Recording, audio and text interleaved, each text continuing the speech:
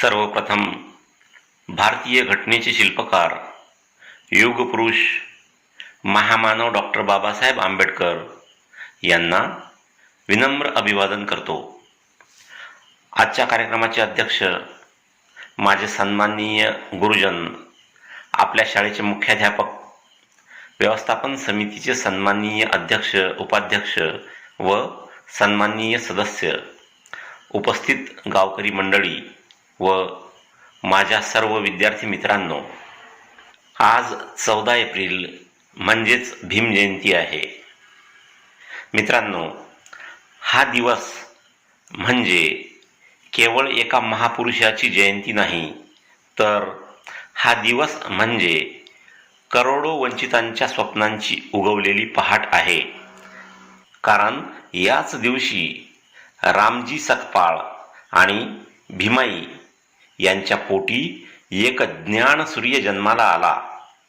हा दिवस म्हणजे अंधाऱ्या रात्रीनंतर उगवलेला सूर्य आहे आणि तो सूर्य म्हणजेच भारतरत्न, विश्वरत्न, महामानव बोधिसत्व डॉक्टर भीमराव रामजी आंबेडकर आहेत.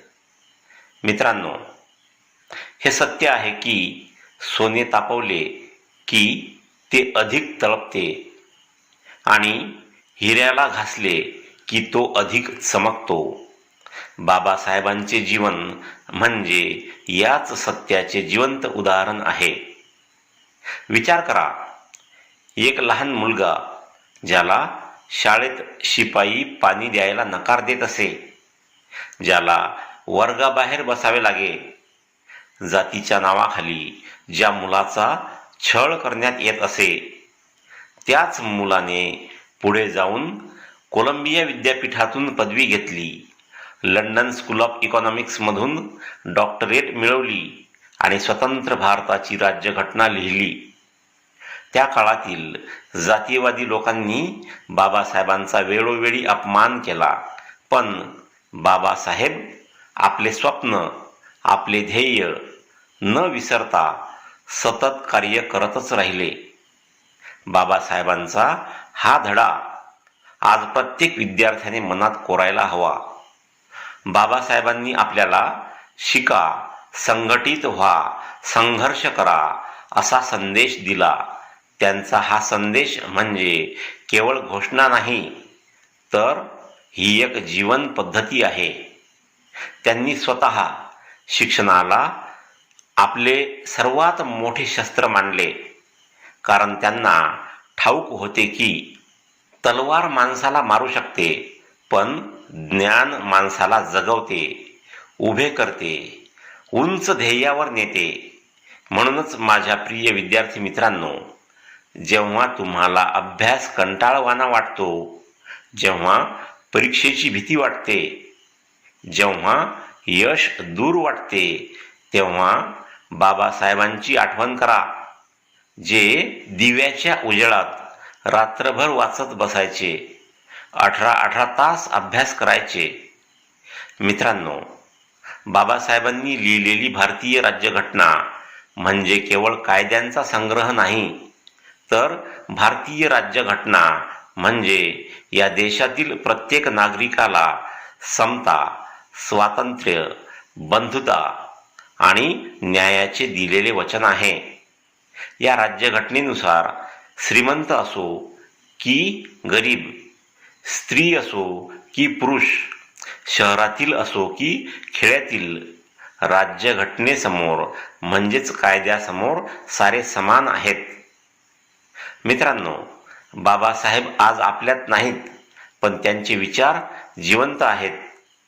ते विचार जगवायचे असतील तर प्रत्येक मुलाने जात, धर्म, गरिबी यापुढे न झुकता शिकले पाहिजे. बाबासाहेबांनी एका ठिकाणी म्हटले होते की मी एखाद्या समाजाची प्रगती त्या समाजातील स्त्रियांच्या प्रगतीवरून मोजतो. म्हणून आपला समाज जर आपल्याला प्रगतीपथावर न्यायचा असेल तर मुली शिकल्या पाहिजेत. म्हणून मुलांच्या बरोबरीने मुली सुद्धा शिकल्या पाहिजेत. बाबासाहेबांना खरी आदरांजली म्हणजे त्यांचे विचार आपल्या जगण्यात उतरवणे. म्हणून मित्रांनो, अंधश्रद्धेला नाकारा, विज्ञान स्वीकारा, माणसात भेदभाव करू नका, कारण माणुसकी हाच सर्वात मोठा धर्म आहे. मित्रांनो, एक दिवा विझतो तेव्हा अंधार होतो, पण तो दिवा जर लाखो दिव्यांना पेटवून गेला असेल तर अंधार कधीच होत नाही. बाबासाहेब हे असाच एक दिवा होते जे स्वतः जळाले आणि कोट्यावधी मनात प्रकाश पेरून गेले. आपण सारे त्या प्रकाशाचे वारस आहोत. तो प्रकाश आम्ही विझू देणार नाही, अशी आज आपण सारे मिळून प्रतिज्ञा करायला हवी. एवढे बोलून मी माझे भाषण संपवितो. जय भीम, जय भारत, जय संविधान.